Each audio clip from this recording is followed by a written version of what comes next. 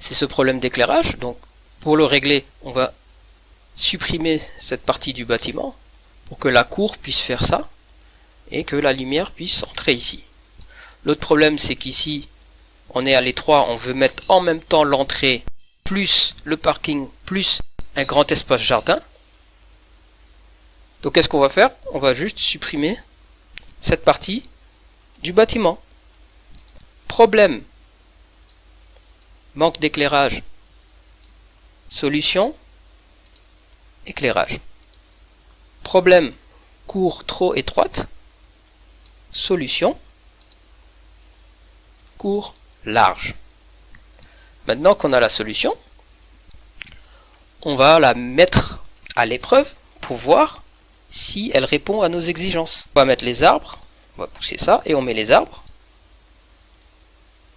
C'est bon, donc on a ici un grand espace jardin qui va pouvoir valoriser cet espace-là. Dans la version précédente, le salon il était vers ici. Mais dans cette version, on va le mettre comme ça. On a notre voiture aussi.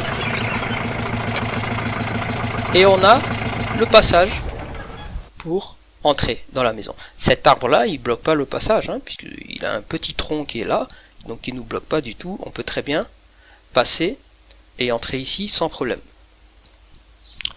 Justement, à propos de problème, on a réglé nos problèmes. Maintenant, j'aimerais attirer votre attention sur quelque chose. Regardez là. Ça, c'est le problème. Et ça, c'est la solution. Problème, solution.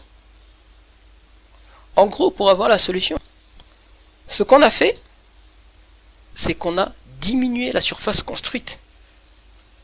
Et ça, c'est très important comme remarque, puisque ça prouve que pour avoir de la qualité de vie, c'est pas seulement augmenter la taille des pièces. On a gagné en qualité de vie en diminuant la taille des pièces. On va voir autre chose.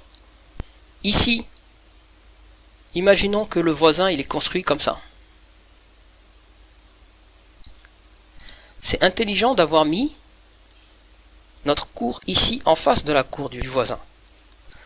Pourquoi? Ça permet d'avoir ici un grand vide qui va être bénéfique en qualité de vie pour les deux.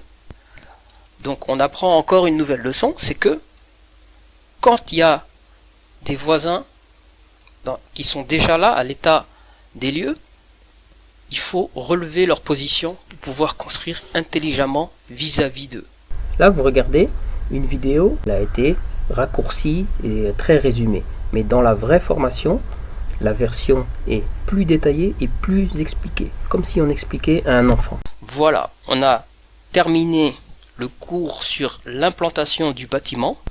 Ce qu'il faut faire à ce stade-là, c'est de pratiquer.